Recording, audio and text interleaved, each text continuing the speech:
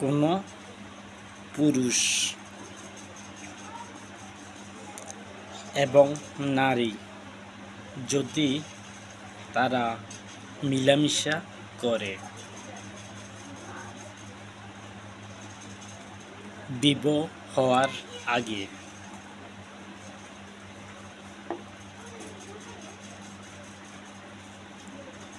চারজন ব্যক্তি সামনে যদি মেয়ে এবং ছেলে রাজি থাকে তাহলে কিন্তু বিবাহ মজবুত। চারজন ব্যক্তি যদি তারা রাজি ব্যাপারে শুনে তাহলে কিন্তু বিবাহ মজবুত।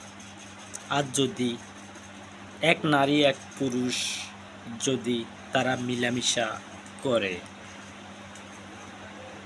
যদি ধরা খায় তাহলে কিন্তু তাদেরকে 100 বেত্রাঘাত করে দেওয়া হবে। আর যদি তারা শুধরে নিতে চায়, তারা স্বামী স্ত্রী হিসাবে চলতে চায়, তাহলে কিন্তু তাদেরকে ছেড়ে দেওয়া হবে। তাদেরকে আর কোনো বেদ দেওয়া হবে না, কোনো বেদ দেওয়া হবে না। যদি একজন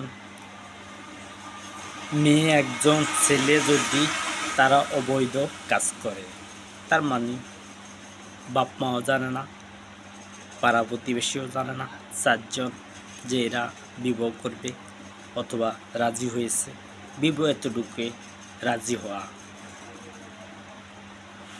তারপরও সরকারিভাবে কাবিন হবে। কাবিন হলো 2 ভরি গহনা সমান টাকা হলো কাবিন। এতটুকু সেই টাকা কিন্তু প্রথমে দেওয়া হবে না। এই টাকাটা দেওয়া হবে যদি তাদের স্বামী স্ত্রীর মধ্যে ভেজাল লাগে। যদি ভেজাল লাগে তাহলে কিন্তু ওই 2 ভরি গহনার সমান টাকা দিতে হবে। এবার সে নারী হোক অথবা পুরুষে হোক, 2 ভরি গহনার টাকা দিতে হবে। এটা সাব্যস্ত করলাম আমি।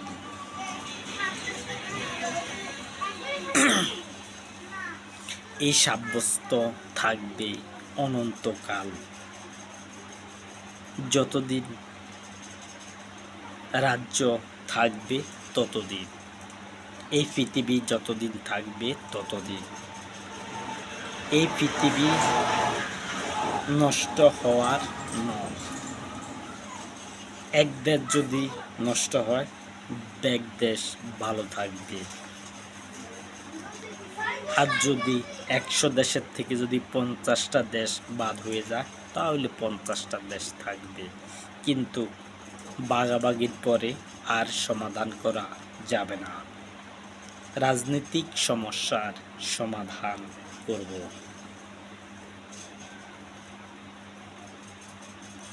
যদি একজন মেয়ে একজন ছেলে যদি তারা অবৈধ কাজ করে, শুনানির আগে যদি তারা মিলামিশা করে, যদি ধরা খায় তাহলে কিন্তু 100 বেদ যদি বিবাহ না করে, যদি বিবাহ না করে তাহলে কিন্তু মেয়েকেও 100 বেদ দেওয়া হবে, ছেলেকেও 100 বেদ দেওয়া হবে। একজন মেয়ে কিন্তু একটা বিবাহ করতে পারবে। যদি সে সংসার ভেঙে যায় তাহলে পরে আবার আরেকটা বিবাহ করতে পারবে। যদি কোনো মেয়ে লোক যদি তার স্বামীকে থুইয়া আরেকজন পুরুষের সাথে চলে যায় তাহলে তাকে 100 বেদ দেওয়া হবে। তার স্বামীকে ধুয়ে যদি চলে যায়, আইন মোতাবেক যদি সমাধান না হয় তাহলে কিন্তু 100 বেত খেতে হবে। এবং যে পুরুষ নিবে সেই পুরুষ কিন্তু 100 বেত খেতে হবে। যদি স্বামী যদি বাড়িতে না থাকে, যদি 3 মাস 10 দিন যদি তার স্বামী যদি একদিনও না থাকে, তাহলে কিন্তু সে নারী যদি অন্য কারোর সাথে পালিয়ে যায় তাহলে সেটা বৈধ হবে।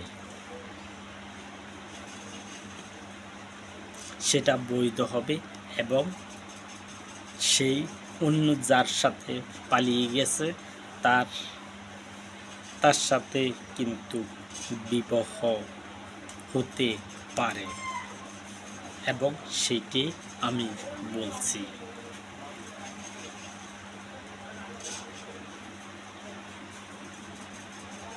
যদি 3 মাস 10 দিন যদি না থাকে তাহলে সেই স্ত্রী অন্য কারোর ঘরে যেতে পারবে।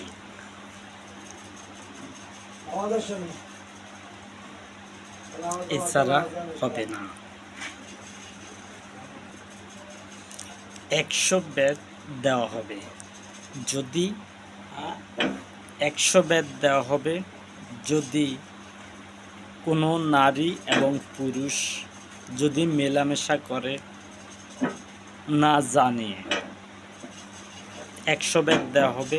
এবং এই 100 বেত সাব্যস্ত করলাম আমি। যদি আমার দল ক্ষমতা আসে তাহলে এটা কার্যকলাপ হবে, নয়তোবা হবে না। যদি অবৈধ এটা তো কইলেন।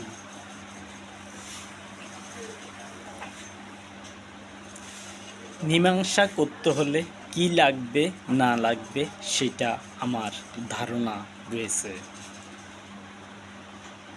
যদি মেলামেশা করে, আর যদি কোনো নারী যদি ইজ্জত বিক্রি করে যদি ধরা খায় তাহলে কিন্তু 100 বেত্রাঘাত করা হবে, 100 বেত দেওয়া হবে তাকে। কিন্তু স্বামীদের ব্যাপারে 4 জন স্ত্রী রাখার জন্য আল্লাহ সুবহানাহু ওয়া তাআলা বলছিলেন তারা 4 জন রাখতে পারবে। যখন 5 জন হবে তাহলে কিন্তু সেই পুরুষকে ধরা হবে এবং তাকে 100 বেত্রাঘাত করা হবে, কারণ 4টা পর্যন্ত দেওয়া হলো। একজন স্বামী কিন্তু 4 জন স্ত্রী রাখতে পারবে। যদি তার স্ত্রী মারা যায়, 4 জন থেকে যদি স্ত্রী মারা যায় তাহলে কিন্তু সে 4টা আবার পূরণ করতে পারবে। যদি 2 জন স্ত্রী মারা যায় তাহলে কিন্তু সে 4 নম্বর বিবাহ করতে পারবে। যতজন মারা যাবে ততজন সে আবার করতে পারবে। যদি কোনো পুরুষের 4 জন স্ত্রী থেকে 7 জনে সরে যায় যে তারা থাকবে না, তাহলে কিন্তু সে বিবাহ করতে পারবে ন্যায়ভাবে যদি তারা মীমাংসা হয়। 4 জন পর্যন্ত সাব্যস্ত করা হলো। আর আমার দল যদি ক্ষমতা আসে তাহলে এটা কার্যক্রম হবে এই পৃথিবীতে। তাছাড়া আমার কথা কোনো কাজে আসবে না। যদি আমার দল যদি ক্ষমতা আসে তাহলে কার্যক্রম করব। আমি কোনো মানুষের কাছ থেকে কিছু শিক্ষা নেই না, আমি কোনো মানুষ থেকে এগুলো জানিও না। তারা সমাধান করতে পারে না, যদিও সমাধান করে তাহলে ঘুষ খায়া পেট ভরা। যদি খরচ হতো 1 টাকা, খরচ করতে হয় 20 টাকা। ন্যায়ভাবে সমাধান করতে হলে লাগবে হিকমা।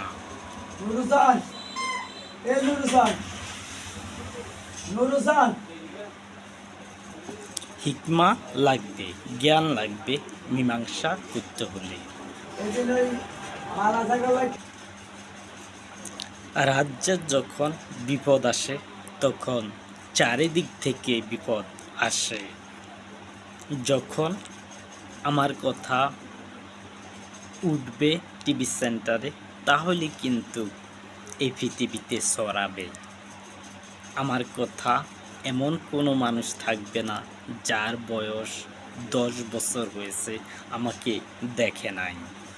আমাকে দেখবে টিভি সেন্টারের মাধ্যমে, আমাকে অন্য কোনো মাধ্যমে দেখা যাবে না। আর আমি কিন্তু তোমাদের সাথে জীবিত রইলাম। আমি কিন্তু তোমাদের সাথে জীবিত রইলাম। সেটা হলো এই কথাগুলো যে বলছি, এই কথাগুলো জীবিত, মৃত নয়।